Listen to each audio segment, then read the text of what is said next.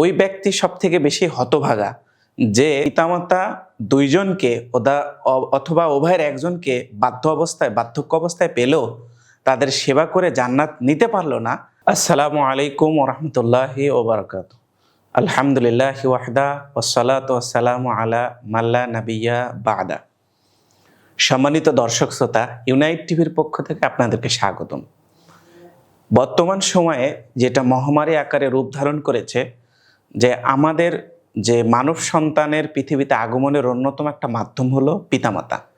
যে আমরা এই পিতামাতা যখন বার্ধক্যে উপনীত হচ্ছে, তখন আমরা এটা আমাদের জন্য বোঝা মনে করছি।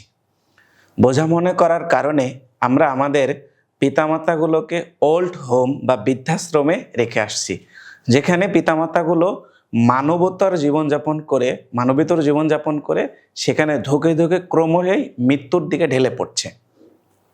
কিন্তু দেখা যাচ্ছে যে অভিজাত শ্রেণীর মানুষের মধ্যে এগুলি আরো বেশি বিদ্যমান।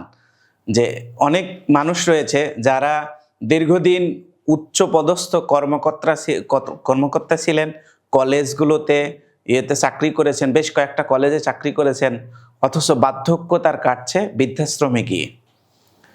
তো এই বৃদ্ধাশ্রমে এই পিতামাতাগুলোকে না পাঠিয়ে আমরা যদি তাদের সেবা করি, আল্লাহ নবী মুহাম্মদ সাল্লাল্লাহু আলাইহি সাল্লাম তিনি বলছেন যে ওই ব্যক্তি সব থেকে বেশি হতভাগা যে তাদের পিতামাতা দুইজনকে অথবা উভয়ের একজনকে বার্ধক্য অবস্থায় পেলেও তাদের সেবা করে জান্নাত নিতে পারলো না, তার চেয়ে হতভাগা আর কেউ নেই।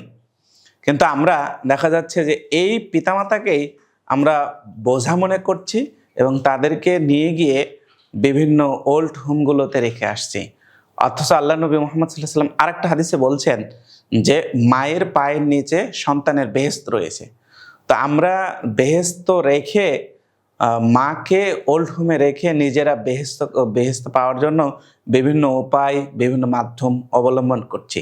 সেজন্য সকল সচেতন সুশীল সমাজের প্রতি আমাদের আবেদন থাকবে যে বার্ধক্য অবস্থায় আমরা যেন পিতামাতাকে বোঝা না মনে করি, আমরা এটা রহমত মনে করি। আমরা যদি পিতামাতাকে সেবা করতে পারি, সেটা অবশ্যই আমাদের জন্য সব থেকে বেশি পাওয়ার।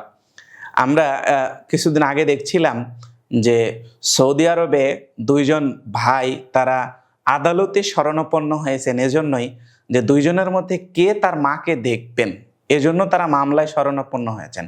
বড় ভাইও চায় মাকে দেখতে, ছোট ভাইও চায় মাকে দেখভাল করতে, কিন্তু আদালত শেষে ছোট ভাইয়ের পক্ষে রায় দেওয়ায় বড় ভাই হাউমাউ করে কেঁদে দিচ্ছে।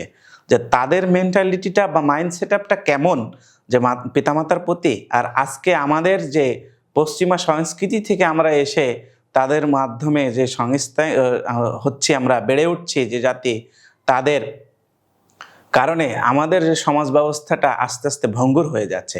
সেজন্য আমরা চেষ্টা করব সাধ্য অনুযায়ী যে আমরা আমাদের পিতামাতাকে যেন সেবা করে জান্নাত নিতে পারি। আল্লাহ সুবহানাহু ওয়া তাআলা আমাদেরকে সেই তৌফিক দান করুন। আল্লাহুম্মা আমিন। আসসালামু আলাইকুম ওয়া রাহমাতুল্লাহ।